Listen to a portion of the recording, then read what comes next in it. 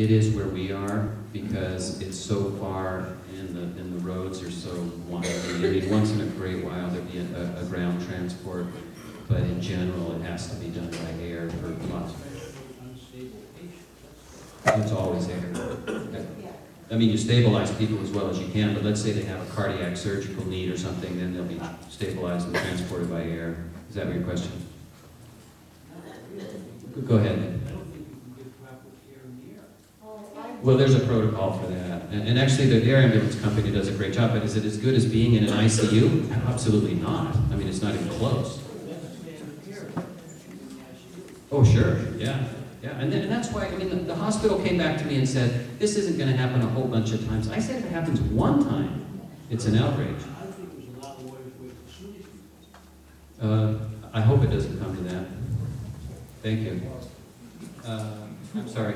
We might need to move on to, Dean, let me get to Dean. And again, I wanted to say thank you so much to all the Tea Party people, and for Dean and Mary, and everyone that came here tonight. We've felt very frustrated as the physicians on this panel about not getting our story out, but the trip has been great also, so thank all of you. And go ahead, Dean, with your question. With the 25-bed limit and the contract with Pelican Bay, how does that affect the numbers?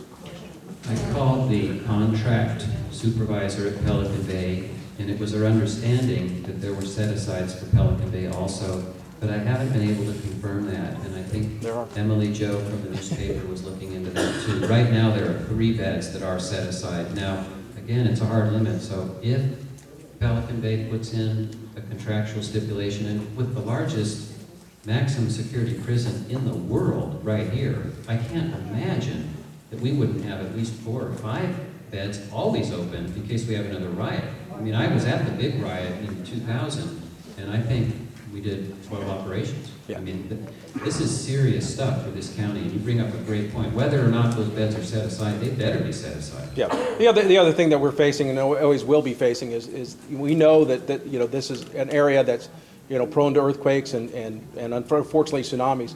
And looking at the projections that FEMA has for this area, should we have a Cascadia event, we're looking at thousands injured and hundreds dead. Even at their worst case scenario, and to not have, especially when you talk about a Cascadia event, which will affect the coast all the way from California all the way up to Canada, those types of events with the resources that are going to be called, it becomes very critical to have resources here on the ground locally, because you're going to be a week or better before you get the resources in that you actually need. And another great question. This is why we're so different up here. This is why we're not part of the San Francisco region. We're separate, and we need to stay that. This is a silly question, but I got to bring it up. Is there any possibility we have options to Sutter? That's a great question, and that'll be addressed as we go along tonight, too. I'm sorry. Move it on. What should we do here? Okay. Well, I have 2 opposing votes. Let me get somebody new. Go ahead. I had a question. If we have a number of beds, you said we have 49 beds at the hospital. Yes. And we're only allowed to say occupy 25 of them with a few sessions. What do we do with the extra beds? It's costing us money to keep them open. Another great question. Here's what they already have done. We used to have 59, but if you go under 50, when you hit the 49 level, you qualify for government grants. So they went to 49 and closed down 10 of them already. Question? Great. I've got a great question. Another great question. Tracking stuff. My wife had hip surgery and had to go down to Willis. They had 3 orthopedic surgeons. So I asked her doctor, why don't you come up to Crescent City? And he says, I've approached the administrator, the previous one and the present one, and I get no feedback. And he says, I don't want anything from Sutter Coast. All I want to do is to treat the patients in Crescent City that have to drive 250 miles to Wilson. That's a great question, and I think, I'm going to cross my fingers for this part, that we have an orthopedic surgeon coming in September. We in the past, when he's done this sometime back. That's another great question. I had somebody who wanted to come and join my practice 8 years ago. And in Sutter's defense, they had lawyers look at this and they decided it couldn't happen, but because Sutter Health had paid the recruiting costs, they determined that it would be illegal for that person to come and work with me in my office. But again, this is back with John when I was CEO, and they did look at it, and apparently there is some stipulation that if Sutter pays the recruiting cost, their interpretation at the time anyway was that they couldn't join me in my office. But they kind of reversed themselves on that later, but I won't. That's a great question. I wasn't on the board at the time, but that'd be a good one to follow up on. I think it was a legal decision, actually. I think it came from Sacramento.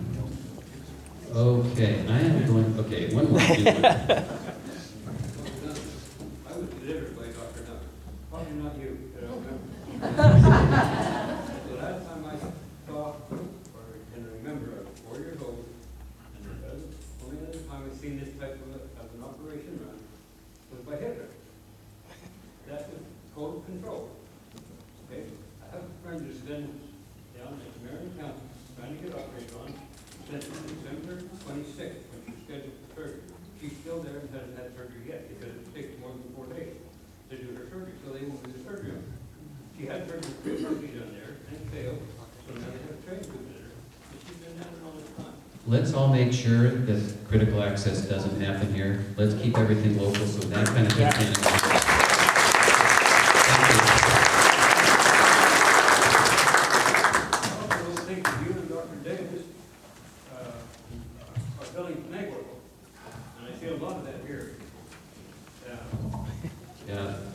This is the worst job, chief of staff, that I've ever had. I did learn the other day, though, that Dr. Caldwell was given a clock after 2 years. So I'm still hopeful.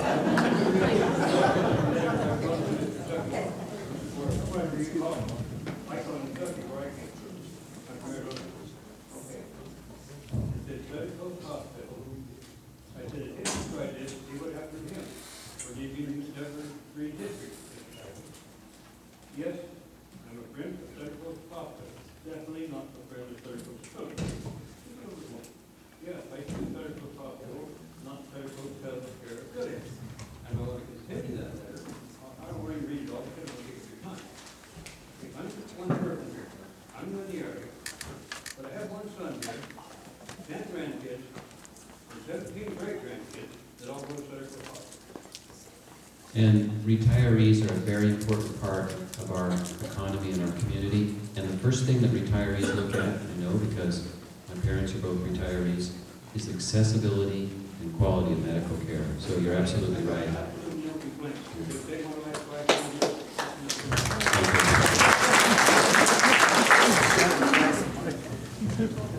Well, I want to first introduce myself. I'm Mark Davis.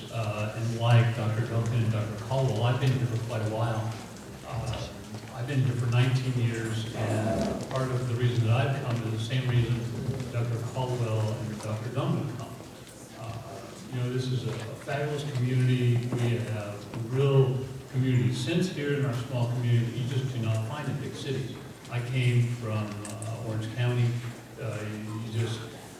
I had friends when we moved up here, that they would have loved to have come. We had a big party for me when we left, and only one group of people, this was a group of about 100 people, said they'd rather still stay in LA rather than come here. So this is a beautiful, great community we've got here. And I guess before I get started on my part of this, I do want to talk with you a little bit about a couple of concepts that I think Dr. Kevin and Dr. Caldwell and Dr. Duncan went over. There is this separation of powers in the hospital, as Kevin talked about. You have the administration side and you have the medical side. The reason you have a medical side is because the administration has no capability of making the decisions that we have. We have all trained at least 7 to 10 years after college to do what we do. We have very specialized knowledge that the administration does not have. These rights and duties that we have in our hospital are guaranteed to us. And the reason they're guaranteed is because we're the only ones that have the expertise to do this. Senate Bill 1325 guarantees us this, and Business and Professions Code 2282.5 guarantees us these rights and responsibilities in the hospital. And remember what these are. These are us as physicians that I see many of my patients in the community.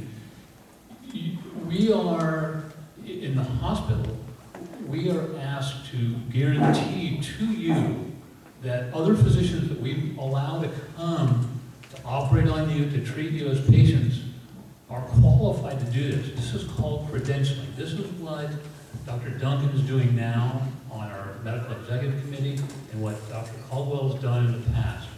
I was chief of staff in 2004, and I can tell you for sure